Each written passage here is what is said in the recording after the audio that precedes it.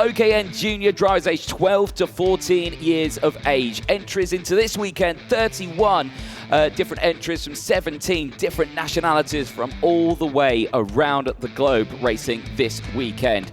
The class itself, the engines, the Kart Republic KR2 chassis is what they're using. Engines, the IME, the Reedster 125cc, 27 horsepower, 15,000 RPM it revs up to. Minimum weight 140 kilos, that is kart and driver included.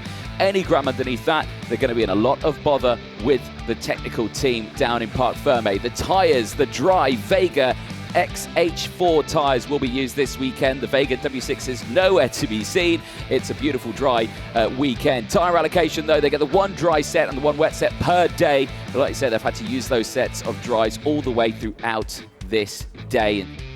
The first day of racing on Saturday for round 5 of the Champions of the Future Academy programme, and in the OKN Junior category, it was Australia's James Anagnostiadis who had put it on pole position. Yeah, the racing's going to be tricky. Obviously, tyre wear is a big thing here, so just conserving tyre and trying to finish up the top 5 every heat. Leonidas Peruzzi took the first win in the first qualifying heat, though, from James Anagnostiadis, meaning the Australian wasn't able to match his pace from qualifying in that first heat. Toby Gale from Thailand, though, certainly made an impression, stepping up to the plate and finishing his first race of the day in 3rd place. James Anagnostiadis, though, would fight back. The pole sitter from qualifying would take a qualifying heat win in Heat 2 ahead of newcomer to the series, Daniel Kelleher of Ireland, who stepped up and finished in P2 in his first appearance this weekend. Leonidas Peruzzi finished in 3rd place at the end of qualifying Heat 2, making sure that he could deliver a really strong performance ahead of his final that came up later on in the day.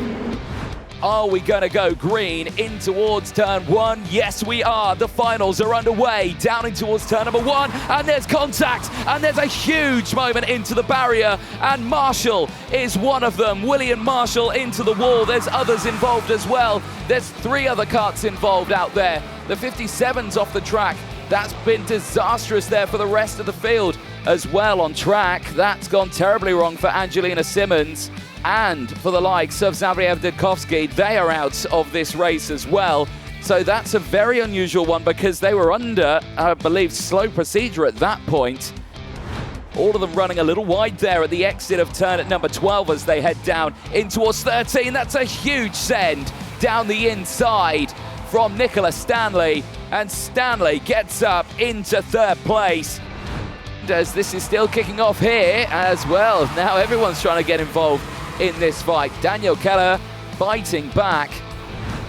2.3 seconds between the top 2, and it's going to be even more now because a change for 2nd. Nicola Stanley down the inside, outbrakes himself though, and is under pressure once more from Kelleher. Not enough though, and Stanley holds on to P2.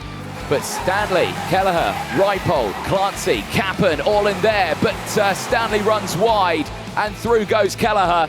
Kelleher now going wheel to wheel with Kacper Rajpold, who's back up into 3rd place now. Changes though, because here now defensive lines from Kelleher. The race is getting to a conclusion here. Once again, Rajpold going for the move at turn 13. Kelleher's chances of getting back into P2 are getting very slim now, but he's going down the inside of the exit of turn 10, and he's managed to get it done in towards turn 11. James Anagnostiadis is going to take the checker flag. He'll increase his championship win. He will claim the win, but who's going to get 2nd place across the line? That's going to be the question. It will be Daniel Kelleher.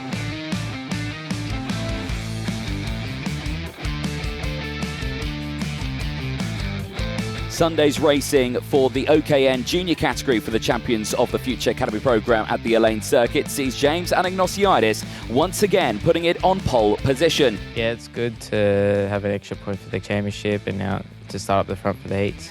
He would go on this day, though, to have a much better round in the qualifying heats, taking both wins in qualifying Heat 1 and in Heat 2. Daniel Kelleher, the Irishman, in his first appearance in the Academy programme, once again performs extremely well, taking 2nd place in both qualifying Heat 1 and Heat 2, just behind Anagnostiadis by milliseconds on the racetrack. And Aryan Singh joins these two in the top 3, rounding out his qualifying heats, 3rd in the points and starting 3rd for the final after a brilliant performance in those time qualifying heats, putting himself 3rd in both Heat 1 and Heat 2 as he primes himself ready for the rest of the day in the Champions of the Future Academy programme. Let's see what happens then into the tram lines. We are racing then for the junior final. Here we go in towards turn number 1. Anagnostiadis gets a good getaway at the front. He's got no contention from any other driver behind. A bit of debris getting kicked up in the air, but everyone gets through turn 1 cleanly as they go skittishly in towards turn number 2. You can see carts going sideways there under braking. Let's see what he can do as unfortunately tumbling down the order there. That's Aryan Singh. Unfortunately, Aryan Singh, who was right up at that sharp end, starting it on the 2nd row of the grid. He has tumbled down the order and has no hope of getting back to the front here. As here, you're seeing Aryan Singh fight his way back through the field. He's cut back up now into P8 as Clancy and Kelleher start to switch positions. As down the inside, Nathan Kappen goes up to 3rd place. This is all fine and well. Yes, he's gained a position. It's someone going for the moves as the moves are happening thick and fast in the background here. My goodness me. That's some good moves there as that's unfortunate for Vanessa Silkunaite. Unfortunately, the Lithuanian in towards turn 14. And well, someone's nose cone's gone there. This is Emilia Wyszymirska going for a move down the inside at turn number 1. Oh, just missing that braking zone.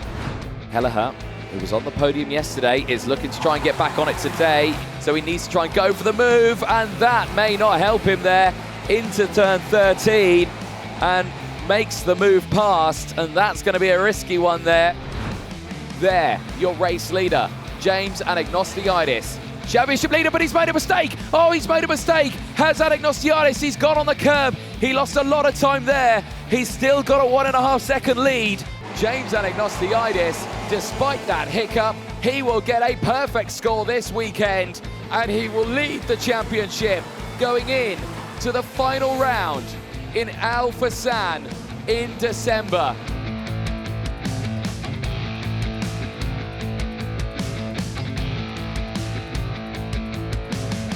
Yeah, it's probably one of my favourite yet. Really good point haul, and yeah, just got to finish top 10 every race in Abu Dhabi. With one more round to go when we head to the Al-Ain circuit, it is James Anagnostiadis who leads the championship going in to that final round. Conor Clancy, after a very busy weekend, steps it up to 2nd in the championship standings, followed by Kacper Rajpold. But again, it's going to be a busy day, with Anagnostiadis taking near maximum points over the course of this weekend. He finds himself in a really strong position going in to that final round at the Al-Ain circuit.